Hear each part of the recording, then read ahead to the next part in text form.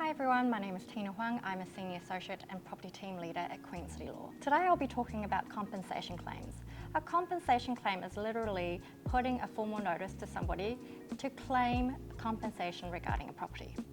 I recently did a presentation on this at LegalWise, and I don't think that many people understand this topic properly. So regardless of whether a purchaser is purchasing an existing or new property, purchasers often think that they can ask vendors to fix everything to perfection before settlement.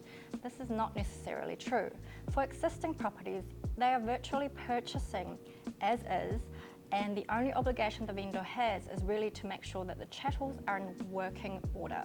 Often the default is that the vendor has 12 months to attend to any defects after settlement. This means that they don't need to attend to any issues prior to settlement. It does come back to the contract, which is often prepared in favour of the vendor because they're the ones that prepared the off-the-plan agreements for them own benefits. So with that, here are 5 things that you should know about compensation claims. Costs. To formally send a compensation claim, there will be additional costs involved, and normally this is not covered in your fixed fees. Number 2, you need to know about the basis to claim. So there are 5 bases to claim a compensation notice, and there's 1, a breach of contractual terms. So typically this is the breach of the warranties regarding the chattels. Number 2, misrepresentation. So if something was said, for instance, that the home was a legal home and income when it was unconsented.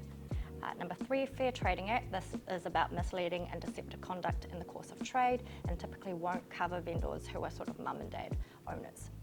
4, equitable set-off. So this is, for instance, when the vendor owes you money, you can claim this. Number 5, dispute between the parties. This could be because of an existing relationship, for instance, a tenancy agreement where money is owed between the parties. So the compensation claim needs to have all of these things up on the screen.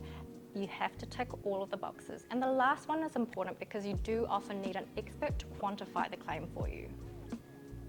Number 4, pre-inspection timing. Because a compensation claim must be served at least by 5 p.m. the day before settlement, you have to actually factor that into account when you organise your final inspection, which you don't want to do on the day of settlement or even the day before. You need enough time to actually raise the compensation claim properly to the vendor if issues arise. Now lastly, the vendor who receives a compensation claim has 3 working days to respond. It also means that settlement date will be deferred to 2 working days, which could be critical for either party. So be aware of that and know your rights. So that was a quick summary of what you need to know for compensation claims. You do need proper legal advice and really good lawyers to assist you. So we are here to help. Thank you.